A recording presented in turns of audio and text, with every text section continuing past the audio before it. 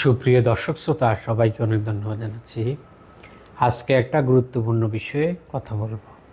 তো দর্শক, আমরা জানি যে বাংলাদেশ জামাত ইসলামীর আমির ডক্টর শফিকুর রহমান ইউনাইটেড হাসপাতালে হার্টের বাইপাস সার্জারি করেছেন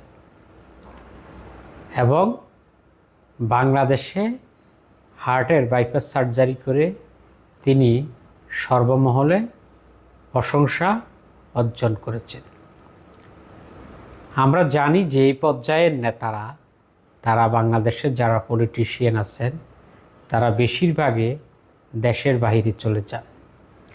আজকে জামাত আমিরের সফল সার্জারির পরে সংবাদ সম্মেলনে কথা বলেছেন জামাতের নেতারা এবং কথা বলেছেন যিনি যে এই বাইপাস সার্জারি করেছেন ডক্টর জাহাঙ্গীর।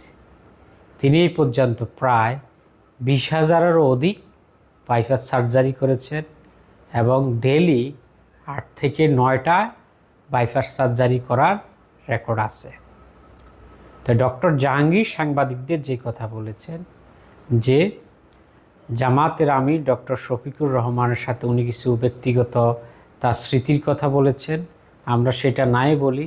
আর মূল কথা উনি যেটা বলেছেন যে ডাক্তার জাহাঙ্গীর ইউনাইটেড হসপিটালে অপারেশন করেছেন, এটা বড় কথা নয়। ডাক্তার শফিকুর রহমান ইউনাইটেড হসপিটালে মানে অপারেশন করেছেন, সেটা বড় কথা নয়। যে ডাক্তার জাহাঙ্গীরের কাছে অপারেশন করেছেন, সেটা বড় কথা নয়। উনি বাংলাদেশে অপারেশন করেছেন, সেটা হচ্ছে বড় কথা। তবে ডক্টর জাহাঙ্গীর কিন্তু চমৎকার একটা কথা বলেছেন যে দর্শক, বাংলাদেশের যারা পলিটিশিয়ান আছেন তারা যদি বাংলাদেশে যদি সবাই যদি চিকিৎসা করে, তাহলে আমি শিওর যে আগামী 5 থেকে 10 বছরের মধ্যে বাংলাদেশ একটা চিকিৎসা ক্ষেত্রে একটা বৈপ্লবিক রেভলিউশনারি চেঞ্জ আসবে, এতে কোনো সন্দেহ নেই। যেমন আগামীতে যারা মন্ত্রী হবে, এমপি হবে, তারা যদি দেশে যদি চিকিৎসা করে, তাহলে তারা যখন মন্ত্রী হবে, এমপি হবে, তারা তখন চিকিৎসা সেক্টর নিয়ে কাজ করবে এবং তারা জানে যে তারা এই দেশেই চিকিৎসা করবে, তাহলে তাদের একটা এক্সট্রা টেন্ডেন্সি কাজ করবে।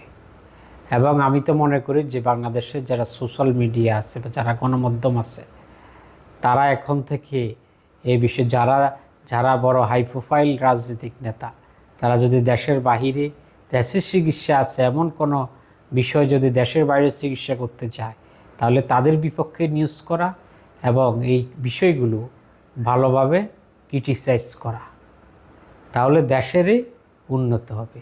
আর ডক্টর শফিকের এত বড় একটা অপারেশন জামাতের আমির উনি দেশে করেছেন, উনি একটা প্রজ্ঞার পরিচয় দিয়েছেন জামাতের আমির হিসেবে, একটা দেশপ্রেমের পরিচয় দিয়েছেন, যেটা ভবিষ্যতে একটা বড় উদাহরণ হিসেবে থাকবে বাংলাদেশের রাজনৈতিক অঙ্গনে, তাতে কোনো সন্দেহ নেই। জামাত ইসলাম এবং ডক্টর শফিকের পরিবার, আমি যতটুকু জানলাম যে নিউজ এসেছে, তাদের দল থেকে ওনাকে বারবার রিকোয়েস্ট করা হয়েছে যে আপনি দেশের বাইরে যান, এত বড় অপারেশন দেশে করবেন না। উনি কিন্তু এটা রিজেক্ট করে দিয়েছেন। উনি দেশের চিকিৎসা ব্যবস্থা আস্থা রেখেছেন এবং বলেছেন যে আমার যদি ডাক আসে, আল্লাহ আমাকে এমনিতেই নিয়ে যাবে।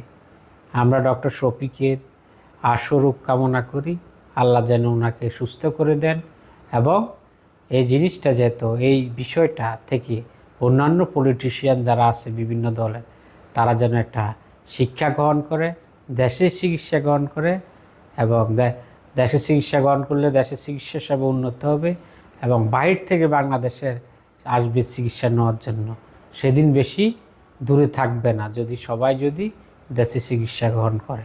তো দর্শক, সবাইকে অনেক ধন্যবাদ। আসসালামু আলাইকুম।